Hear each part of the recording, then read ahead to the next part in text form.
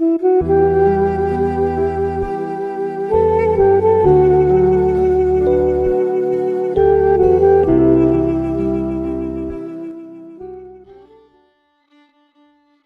ini kita bahas tentang Wallace.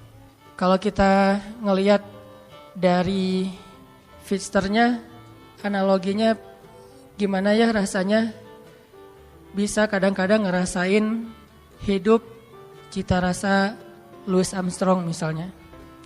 Jangan terus-terusan sepultura kan ya. Kadang ada kondisi kita butuh semangat, kita butuh action yang benar-benar bikin kita itu survive dalam satu masalah.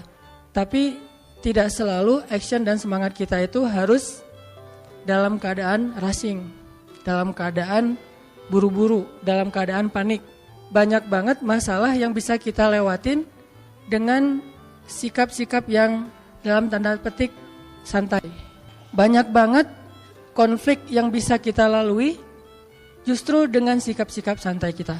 Kalau semua konflik kita lalui dengan sikap-sikap panik, dengan sikap-sikap berlebihan, maka kayaknya ada kalanya konflik yang kita dapetin itu efeknya lebih besar dan bertambah rumit dengan sikap kita sendiri.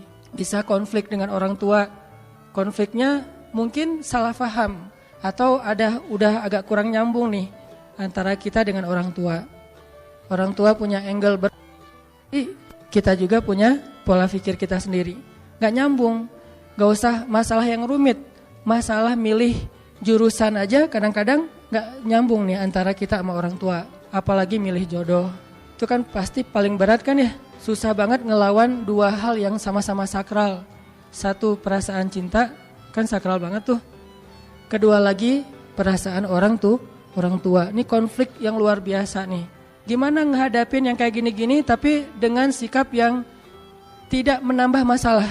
Kalaupun tidak mengurangi, minimal tidak menambah masalah. Gimana kita tetap bisa santai, Wallace dalam kondisi-kondisi yang sulit kayak konflik tadi. Atau juga mungkin bagi yang udah nikah, konflik sama pasangan. Memangnya selalu konflik itu bisa kita lalui ketika saling bersitegang. Memangnya konflik itu selalu bisa kita lalui dengan berdebat. Walaupun ada kalanya debat itu bisa memperbaiki keadaan, memperjelas situasi. Atau minimal klarifikasi terhadap hal-hal yang mungkin tidak diketahui. Tapi lebih banyaknya justru masalah-masalah pribadi dilalui itu bukan dengan berdebat, justru dengan diam. Bukan dengan berdebat, justru dengan mendoakan di dalam doa masing-masing. Bukan dengan debat, justru dengan muhasabah diri, dengan menenangkan diri. Sehingga Nabi kan mengajarkan kalau kita marah, berdiri suruh duduk. Bukan berdiri suruh lari kan ya, berdiri suruh duduk. Atau dalam keadaan marah disuruh berwudu. Ini tips-tips teknis yang nilainya sebetulnya sama aja. Berusaha untuk menenangkan diri dan melewati suatu masalah itu bukan dengan kepanikan. Bukan dengan emosi yang membara. Bisa nggak kita ngelalui hal-hal yang kayak gini? Atau dengan teman yang sama-sama sedang bersaing ngecengin seseorang yang sangat istimewa. Bisa nggak fair play lah ya? Gimana caranya? Apalagi beda sekolah. Bisa nggak dengan sikap Wallace kita menghindari tawuran? Dengan sikap Wallace kita nggak ada lagi perang antar kampus atau antar sekolah. Ini semuanya diajarkan oleh Al-Quran, walaupun dengan contoh kasus yang berbeda-beda. Bahkan yang diangkat oleh Al-Quran, kasusnya lebih berat loh dari konflik atau masalah yang kita hadapi. Termasuk yang dicontohkan Nabi di dalam keluarga beliau. Saya sering banget ngisahin kisah keluarga Nabi di mana sikap Wallace Nabi itu justru nyelesain masalah sama istrinya. Kadang kita berpikir ketika ada konflik antara kita dengan seseorang, sikap tegas kita, sikap keras kita, sikap belak-belakan kita itu bisa mengklirkan masalah. Tapi seringkali ternyata justru memperunyam masalah. Gimana harusnya? Masa saya diam aja? Kadang diam itulah penyelesaiannya. Kadang ya, gak selalu. Tapi kita kadang malas menggunakan kartu ini nih. Kartu diam, kartu muhasabah diri, dan kartu doa. Begitu ada masalah sama seseorang, kita diam, kita wudhu, terus kita sholat, habis sholat kita doain dia. Sebutin namanya. Nanti coba rasain bedanya suasana hati kita tentang dia sebelum dan sesudah doa, before dan after. Mungkin selama ini karena kenapa kita agak susah untuk recovery, susah untuk bisa nyaman lagi dengan orang yang punya konflik sama kita. Mungkin kita gak pernah nyebutin nama dia di dalam doa kita. Hanya doa untuk diri sendiri doang nih. Ya Allah sabarkan saya, sabarkan saya. Coba ditambah, ya Allah sabarkan saya. Ya Allah sayangi saudara saya Fulan bin Fulan. Mungkin dia gak sengaja, maafin dia. Kalau dia benar, maafin saya. Sebutin namanya. Lalu coba rasain bedanya perasaan kita tentang dia before dan after kita berdoa dengan nama itu. Kadang kartu ini bisa benar-benar menyelesaikan masalah kita secara amazing, secara ajaib yang kita gak pernah mikir gitu bisa selesai.